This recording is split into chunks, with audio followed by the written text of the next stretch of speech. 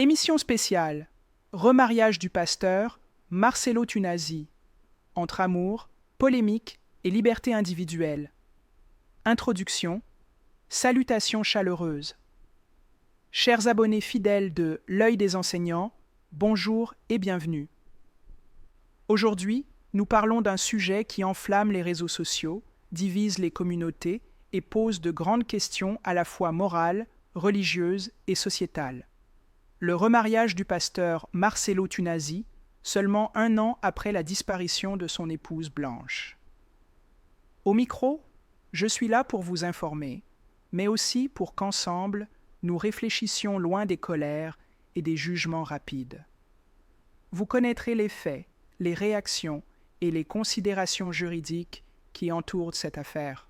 Asseyez-vous, respirez et restons dans un climat de dialogue. Les réactions. Entre choc et compréhension. Le 23 juillet 2025, à Bruxelles, le pasteur Marcelo Tunasi épouse Esther Aïcha, membre engagé de son église, La Compassion. L'annonce publique de cette union a immédiatement déclenché une avalanche de commentaires. Chez certains fidèles, on entend des phrases du type « c'est trop tôt ». Comment peut-on tourner la page d'un mariage de plus de 20 ans en si peu de temps? Certains sentent une forme de trahison symbolique envers la défunte, d'autant que des cultures africaines et religieuses prônent des périodes de deuil prolongées, parfois jusqu'à 2 ou 3 ans. Chez d'autres croyants, la réaction est très différente. Pour un pasteur, rester seul trop longtemps peut compliquer son ministère. Il a droit au bonheur et à la stabilité. On rappelle aussi que, dans les Écritures, l'apôtre Paul affirme qu'un veuf ou une veuve est libre de se remarier après le décès du conjoint. Le volet légal, ce que dit la loi. Sur le plan juridique, que ce soit en RDC, en France ou dans plusieurs pays francophones, aucune loi n'impose un délai minimal, après un veuvage, avant de se remarier. Dès que l'acte de décès est officialisé, la personne est libre de contracter une nouvelle union. Voici pourtant quelques réalités souvent ignorées. Héritage. Les enfants du premier mariage conservent leurs droits successoraux, peu importe le remariage du parent. Pension de réversion. Dans certains régimes, la pension versée au conjoint survivant peut être réduite ou supprimée après un remariage. Culture versus loi. La légalité ne règle pas les perceptions morales qui restent très influencées par les traditions locales et religieuses.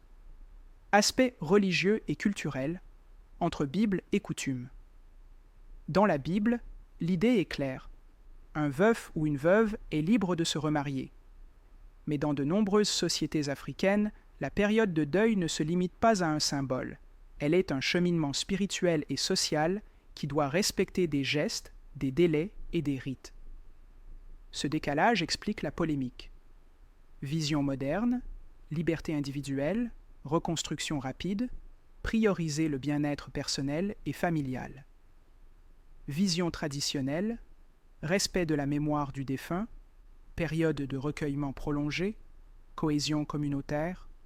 Conclusion, un message d'apaisement.